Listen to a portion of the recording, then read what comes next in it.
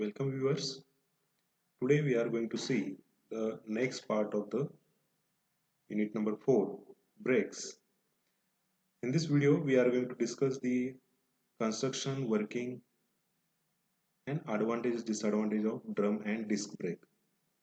In last video already we have seen the basic principle, construction and the requirement and the purpose of the brakes and classification. So one of them, drum and disc brake, we can continue in this video. Myself, Mr. S.P. Udgave, Department of Mechanical Engineering, Sharad Institute of Technology, College of Engineering. Braking system in automobile. Now you can see the picture in which on the front side of vehicle or front side, the wheel hub, it is mounted on the studs on the disc brake, and rear side braking system, that is use the drum brake. To operate the handbrake, we can use rear side drum brake. It is not possible to install the handbrake system inside the disc brake installation, having the numbers of problems. So basically types of brakes. First one drum brake and second one disc brake, automotive braking. So figure shows the disc brake and drum brake. These main components, this is the wheel bearing, wheel stud, disc pads, disc rotor and caliper assembly. Second, drum brake, brake shoes. These are the brake shoes, and the outer part, it is called as a liners, wheel cylinder, backing plate, hardware and springs, and self adjuster.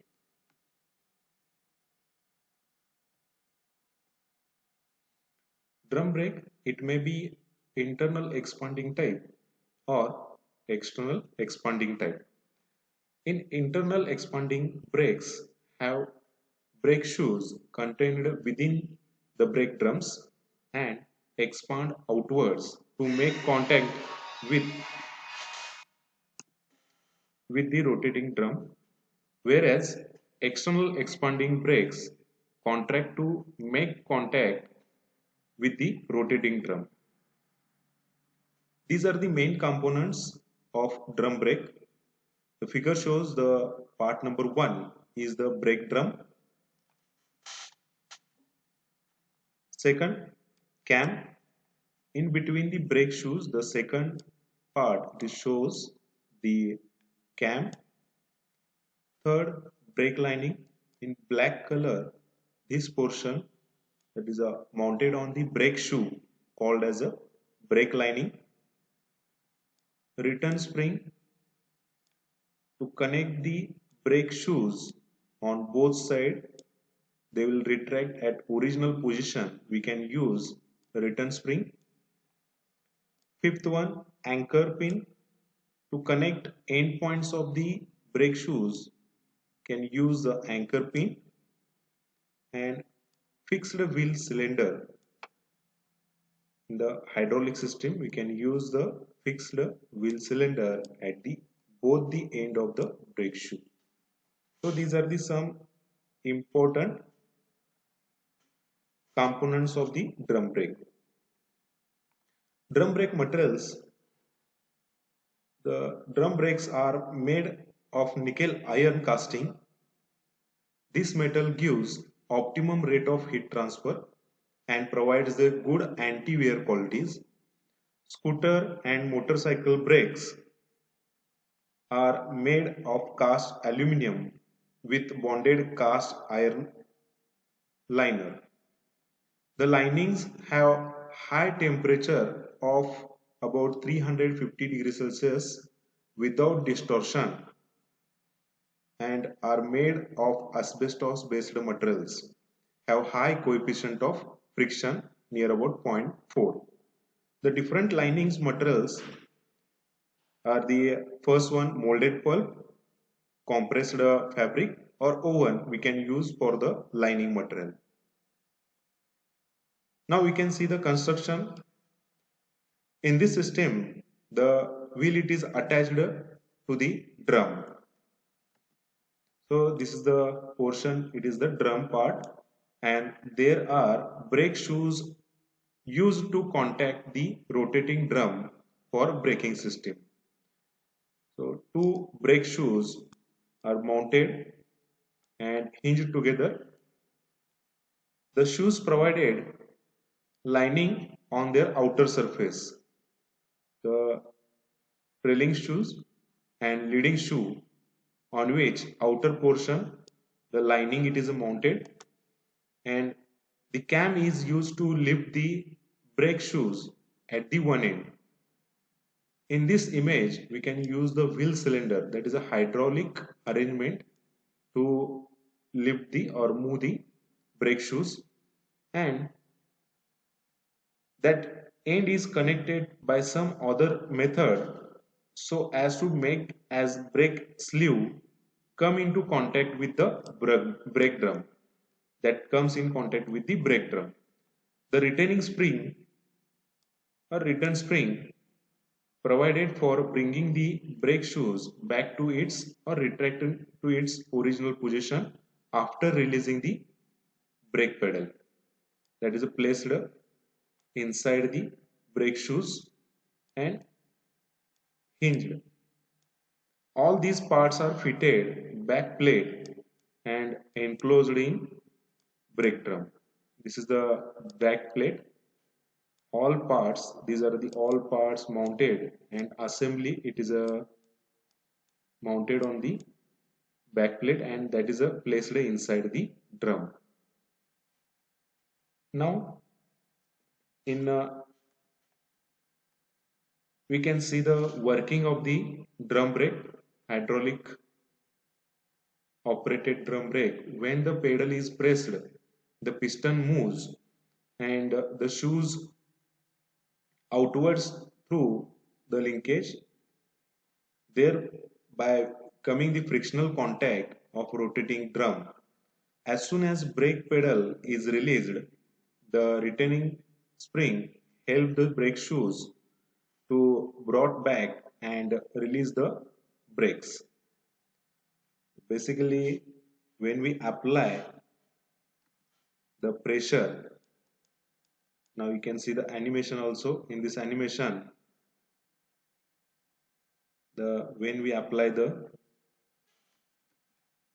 pressure on the brake pedal, at that time that is a brake booster through the master cylinder, high pressure oil, brake oil comes inside the cylinder, and that will create the pressure on the piston, and piston moves, and that will create the pressure on the brake shoes, and outside of the brake shoes we mounted the brake linings that comes in contact with the drum, and because of friction rotating drum stops immediately, or it will take this sometimes, that is it depends on the applied brake pedal pressure.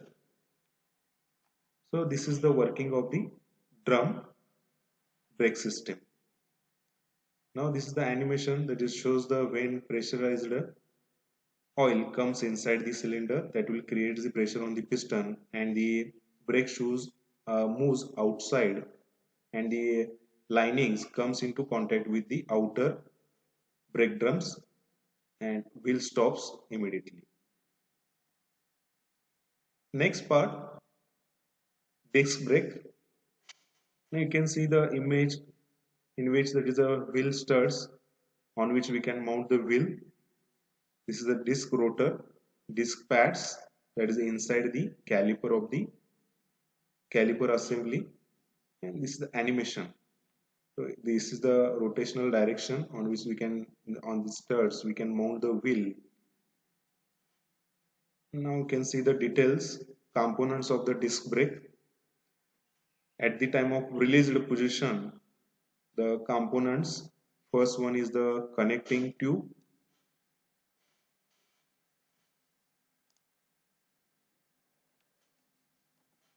connecting tube.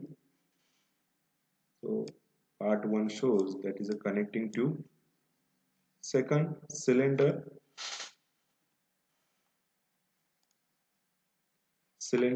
Second part is the cylinder part. So black portion, this is the cylinder portion. Third is the piston. Fourth, friction pad. Near to the piston, the friction pad it is attached,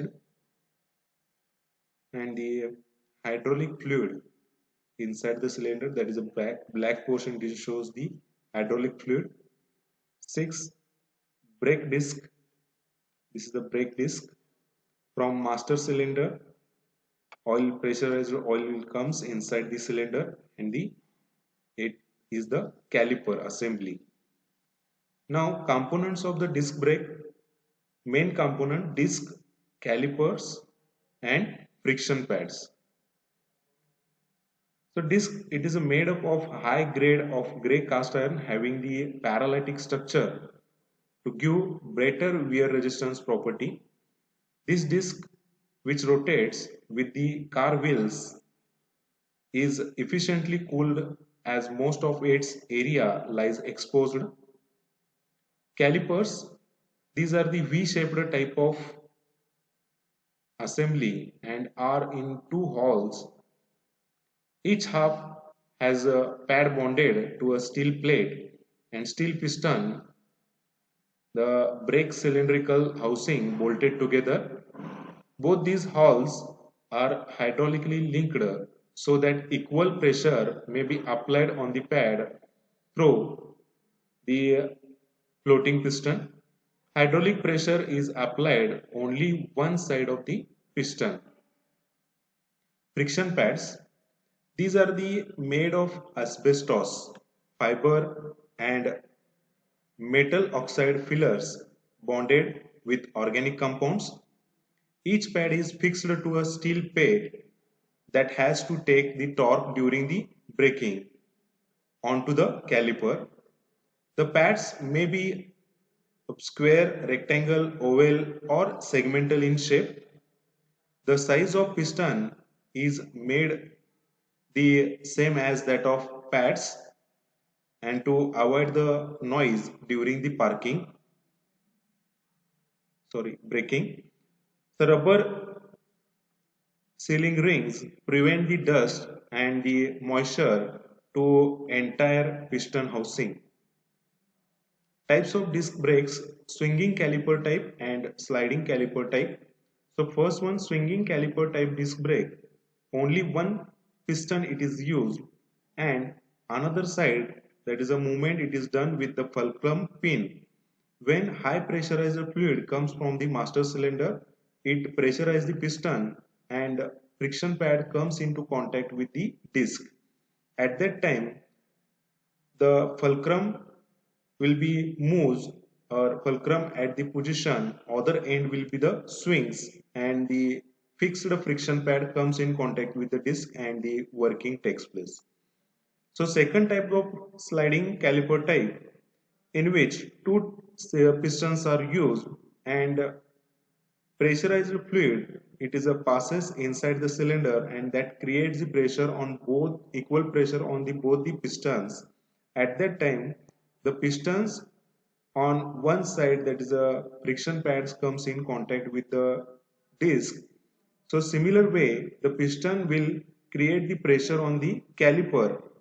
So caliper moves towards the right side, and that pulls the friction pad of other side, that will comes in contact with the disc, and brake will be applied on the disc. Now types of the brake disc: solid type and ventilated type. The figure shows the solid type and ventilated type.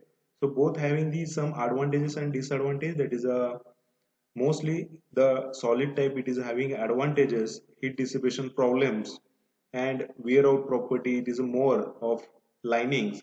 So now mostly they use the ventilated types. Similar way, now next part, that is a advanced type vented and cross drilled disc are used in the disc brakes. Second, before that they use the only vented types, and initially that is a solid and cross drilled solid type disc are used, and old, that is a method only disc it is used for the braking system.